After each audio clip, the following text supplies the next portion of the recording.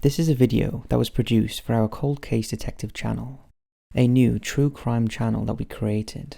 We're uploading it here so those who do not know about our new channel and are not subscribed can see the sort of content we're producing there. Don't forget to check out the new channel and the link in the description, and we hope you enjoy this Cold Case Detective video. Across the globe, hundreds of people go missing every day. Some are found safe and unharmed, whilst for others, tragedy befalls them, and some just disappear, gone, into thin air, just like that. In a world where we are connected by social media and surveyed on camera almost 24/7, it's scary to think that you or your loved one could simply vanish in the blink of an eye, with no explanation whatsoever. In some cases, all that we are left with is a snapshot in time, or a slice of grainy footage. Here in this video, we'll be discussing such cases, where the final moments of some are captured on camera.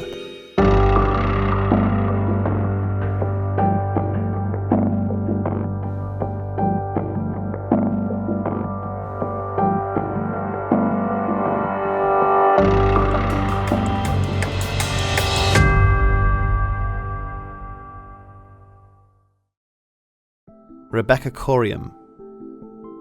Born in Chester, England, Rebecca Corium was a 24-year-old with a bright future ahead of her. After completing a sports science degree and a further course in youth studies, Rebecca applied for a Disney cruise ship position in 2010, where she and hundreds of other competitors hoped to get the job. After her training in the Disney theme parks of Florida, Rebecca spent 4 months on cruises to the Bahamas, and then spent a further 2 months at home in the UK with friends and family, before returning to work.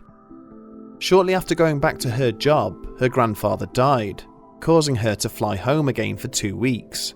This was the last time that Rebecca's family saw her in person. By March the 21st, 2011, Rebecca had been back at work for around 6 weeks. The cruise ship on which she was employed, the Wonder, sailed out of LA to embark on its usual route. Rebecca had been on this route before, and sent her parents a message via Facebook to tell them she'd call the next day. This was her final message to anyone. Whilst Rebecca's mother did reply back, she became concerned when her daughter didn't respond for 12 hours. At 9 AM, the Wonder was off the coast of Mexico, and Rebecca had missed the beginning of her shift as a youth worker. Crewmates searched for her, noticing she wasn't in her room, and couldn't be located anywhere else aboard the ship.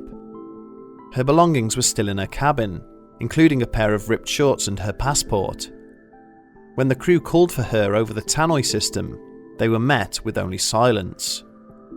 CCTV footage found Rebecca talking on an internal phone in the crew area at around 5:45 that morning. She reportedly looked distraught and was wearing what appeared to be men's clothing.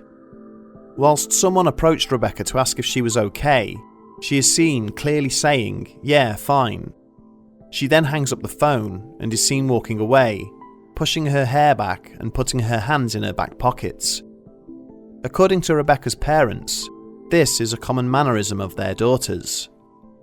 As the Wonder is registered in the Bahamas, a lone detective from the Royal Bahamas Police Force flew to the ship to conduct an investigation, but no passengers were interviewed, and only a handful of the crew were spoken to. He spent only a day on the ship before flying back. There are many theories surrounding the disappearance. The captain of the Wonder told Rebecca's parents that he believed she'd been washed overboard by a wave whilst at the crew pool.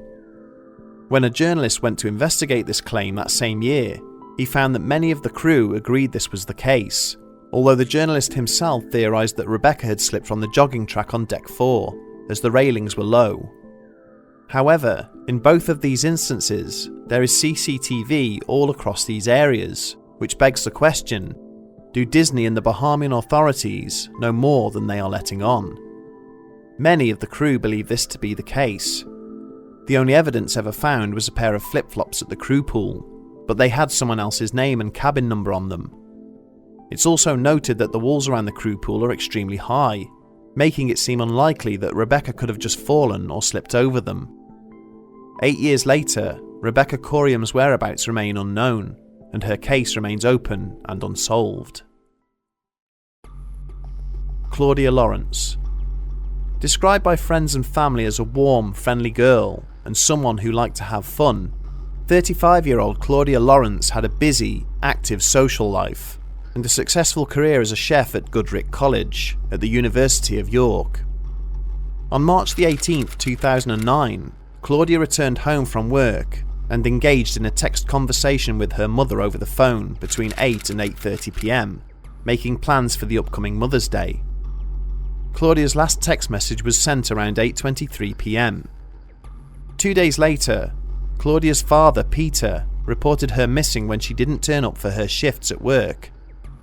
Police searched her house in Melrose Gate, Heworth, York, but found nothing amiss. Her passport and bank cards were still at home, and her bed was made, with dirty dishes in the sink and her toothbrush left on the draining board. The only things that couldn't be located were Claudia's mobile phone, a Samsung D900, and her grey and blue Carrymore backpack, the one she took to work and which often contained her chef's whites. One thing that jarred Claudia's initial investigation, which swiftly became a suspected homicide after just 6 weeks, was that Claudia had recently changed her hair colour from blonde to brown. As police dispersed photos of the 35-year-old that pictured her before this change, many thought this soured the investigation from the start. It's speculated that people may have seen her, but due to the differing hair colours, they didn't think anything further of it. Not only this, but as authorities delved further into Claudia's personal life, they claimed that she lived a secret life and that she had a string of lovers, with it being alleged that at least one of the men was married. She was supposedly involved with a rogue gallery of men, implying that some of them were shady and locally known criminals. None of these men have been named, and the revelation that Claudia had more than one lover made the case hit the headlines for all the wrong reasons. She was painted as a wild and reckless seductress. Whilst several sightings of Claudia were reported to the police, the most compelling evidence comes from CCTV footage. Although Claudia is seen on camera leaving the college on the 18th of March, the more interesting footage doesn't contain the 35-year-old. Instead, it features a man in dark clothing, entering the alley behind Claudia's house at around 7:15 p.m. He disappears from view for a minute, before returning with what could be a bag. It's possible the bag was already in his possession, and the shadows perhaps made it difficult to pick out. The man repeats his actions at 5 a.m, and whilst it could be two separate parties, they both had the same build and height. 5 years after Claudia's disappearance, new forensic techniques allowed experts to collect a partial fingerprint from her home, and a cigarette butt which contained DNA from her car. The cigarette brand is Embassy Regal, and the butt is thought to have been from a left-handed smoker. However, both the DNA and the fingerprint remain unidentified so far. In recent years, several arrests have been made in Claudia's case. All suspects were released without charge, with the Crown Prosecution Service citing a lack of evidence. There is an abundance of theories about the fate of Claudia all across the internet, from people suspecting she was murdered by a married lover or his spouse, to those who think she left of her own volition. One theory without basis is that Claudia was involved with drugs, whilst another popular theory is that convicted murderer Chris Halliwell is behind the disappearance of the chef. 10 years on, Claudia Lawrence's parents desperately seek answers and justice. Her case is still open, but the investigation has been scaled back and a much smaller team now works on it. Relisha Rudd. Born October 29, 2005, Relisha Rudd was just 8 years old when she went missing from the homeless shelter where she lived, with her mother, stepdad, and her 3 brothers, in Washington, D.C., USA. In 2014, Relisha resided in the former D.C. General Hospital turned homeless shelter and had been living there since 2012. A far cry from a real home, the shelter was prone to heating outages, mice infestations, and bed bugs, and caused Relisha so much misery that she'd often fake being ill while staying with relatives so that she wouldn't have to return home. Relisha's mother was barely an adult herself when she had her little girl. 27 years old when her daughter went missing, Shamika Young had grown up in the foster care systems and homeless shelters, despite having an extended family that passed her daughter from one to another once she was born. This only added to Relisha's turbulent childhood, where at least 3 separate complaints were brought to child services about abuse and neglect involving Relisha and her siblings. However, no charges were ever brought against Shamika Young or any other family members. Teachers at Relisha's school, Payne Elementary, claimed Relisha often turned up with filthy hair, dirty clothes and an empty stomach, and they kept spare clothes aside for her, with cheerleading coach Shannon Smith helping the little girl wash before class. 2014 saw Relisha's life take a sinister turn. Her mother became friendly with 51-year-old Khalil Tatum, a janitor at the shelter who'd spent a total of 17 years in prison for various crimes, including burglary, larceny, and breaking and entering. Despite the fact that Tatum was known for mixing with the residents and paying particular attention to young girls, but never boys, he'd never been disciplined for his unsavoury actions. Tatum soon became known as Relisha's godfather, and it wasn't long before Shamika allowed her daughter to go on trips and to stay with Tatum. He indulged Relisha with gifts such as tablet PCs and trips to see Disney on Ice, and she often returned from their outings with new clothes or a manicure. Then, around February 26th, Relisha stopped showing up at school, but she was not reported missing. Family members gave varying reasons as to why they never reported her as such, with Shamika's justifications being particularly odd.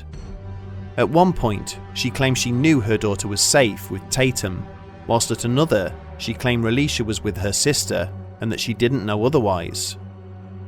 To account for her missing child, Shamika told Payne Elementary that Relisha had health problems and was in the care of Dr. Tatum. To make things all the more concerning, she later claimed that Melissa, Shamika's mother and Relisha's grandmother, was the one who forged the doctor's notes. A social worker for the school arranged a meeting with Dr. Tatum, but upon arriving at the shelter, was surprised to find that no such person existed, and that Tatum was simply a janitor, who had left his shift early that day. The social worker immediately contacted authorities, and by the time a search for Relisha was conducted, she'd missed a month of school. Although a huge search was launched to look for the missing 8-year-old, the efforts of all involved were fruitless. Soon, authorities found unsettling CCTV footage of Tatum and Relisha. The first saw the pair walking down the hallway of a Holiday Inn Express in northeast Washington on February the 26th, 2014, whilst the second saw them walking into a room in the Days Inn on New York Avenue. This was dated March the 1st, 2014, and is the last known proof that Relisha was still alive. On March the 20th, Tatum's wife, 24-year-old Andrea, whom he was legally separated from since February 2014, was found dead in a room of the Red Roof Inn in Oxon Hill. It was theorised that Tatum murdered her for perhaps knowing too much about Relisha, or for finding out about her or her fate. A friend of Tatum's confessed to authorities that he'd looked up information on and downloaded images of a handgun and put them onto an iPad after Tatum had asked him to do so. On March the 31st, whilst police searched for the missing 8-year-old in Kenilworth Park, they stumbled across the body of Tatum in a shed. He was dead from an apparent suicide, and left no information in regards to the fate of Relisha. Despite the fact that Relisha hasn't been found, many still hope for her return. Since her initial disappearance, authorities have searched along the Anacostia River in January 2018, and in underground tunnels in January 2019, both located near the shelter, but to no avail. Relisha's 3 brothers have since been put into foster care, and Shamika Young, her mother Melissa, and Relisha's stepdad Antonio Wheeler all appeared on an episode of The Steve Wilkos Show. The homeless shelter has also been shut down. Many theories surround Relisha's disappearance. Whilst authorities believe she was either murdered by Tatum or sold into trafficking, many online sleuths speculate Shamika sold her daughter to Tatum for money, or perhaps to cover some sort of drug debt. This is partly reinforced by photos on social media that showed Antonio Wheeler with wads of cash in his mouth, and showing off new trainers and a new mobile phone. And many users compare the disappearance of Relisha Rudd to the murder of Shania Davis, a 5-year-old killed in 2009 by Mario McNeil. The pair were also seen together on CCTV, and police believe Shania was sold to Mario as a way of repaying a drug debt. Shania's mother was charged with 8 different crimes. Relisha Rudd's fate remains unknown, and police are actively following up every tip that comes in. So that's 3 unsolved disappearances caught on camera. Thank you for watching, and we'll see you in the next one.